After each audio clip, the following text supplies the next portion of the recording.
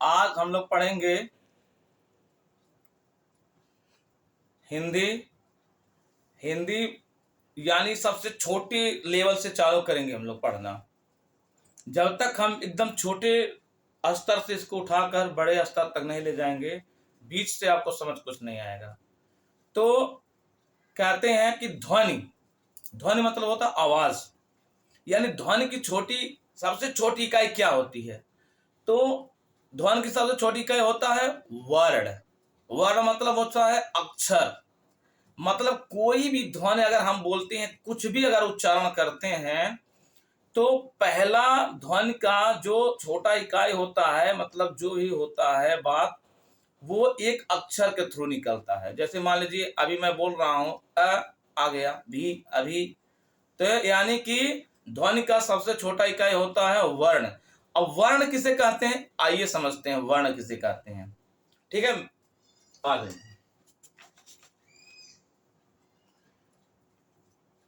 वर्ण ध्वनि की सबसे छोटी इकाई होती है जिसे हम, अच्छा, वर्ण वह होता है यानी अक्षर वह होता है जिसे हम न काट सकते हैं, न तोड़ सकते हैं, न अलग कर सकते हैं। जैसे मान लीजिए क्या है, अब ये क्या विभाजित हो नहीं सकता, ग है, ग भी विभाजित नहीं हो सकता है। तो ये क्या हो गया, वर्ण हो गया। ठीक है, तो क्या हो गया, ग हो गया, यही है वर्ण जिसका हम खंडन नहीं कर सकते। ठीक है, फिर आता है शब्द किसे कहते हैं। शब्द दो या दो अक्षरों के योग को शब्द कहते हैं। यानी दो या दो अक्षरों का जो मेल होता है, दो या दो से अधिक, मतलब दो हो या दो से अधिक हो, ठीक है, वो क्या हो गया, शब्द हो गया। जैसे अब देखिए, जैसे हो गया कै,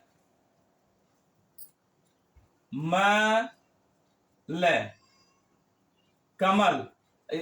अब हो गया, कमल हो गया।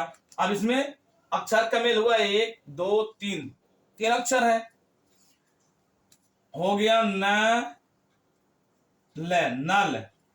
अब इसमें दो अक्षर है, यानी दो या दो से अधिक अक्षरों के मेल को ही शब्द कहते हैं। अब एक तरह के क्या हो गया, शब्द बन गया, ये भी शब्द बन गया। ठीक है, अब शब्द समझ में आ गया। पहला हमको वर्ण समझ में आ गया, दूसरा हमको शब्द समझ में आ गया, तीसरा कि वाक्य किसे कहते हैं।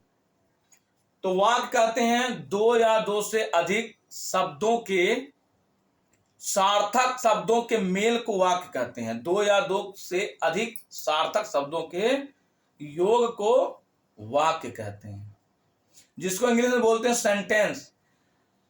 वर्ण को बोलते हैं अल्फाबेट, और इसके बाद शब्द को बोलते हैं वर्ड, और सेंटेंस को बोलते हैं यानी क्या, वाक्य। जैसे वह जाता है।